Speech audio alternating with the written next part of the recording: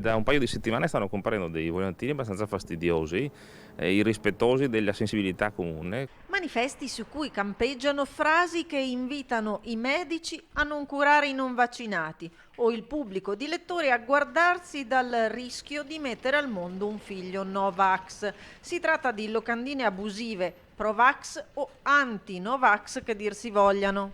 C'è chi ha una certa idea e c'è chi ne ha un'altra, chi è pro e chi è contro la vaccinazione, però questi fenomeni, anche la semplice affissione di questi, abusiva di questi manifesti va a riaprire una ferita, se vogliamo. A sorpresa compaiono sulle bacheche comunali di Isola Vicentina, addirittura sono state affisse di fronte al cancello della scuola materna, tirandosi dietro l'indignazione dei cittadini e la furia del sindaco che provvede sistematicamente a rimuoverle.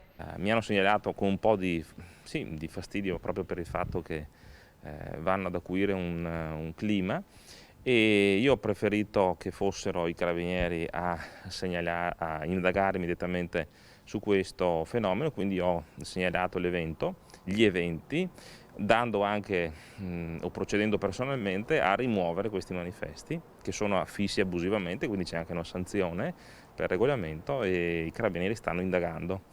L'appoggio credo sia anche quello sulla videosorveglianza privata. Infine il sindaco rilancia con l'arma del dialogo. Credo sia importante che queste persone smettano immediatamente questa attività e che invece lavorino per un dialogo costruttivo, di pace.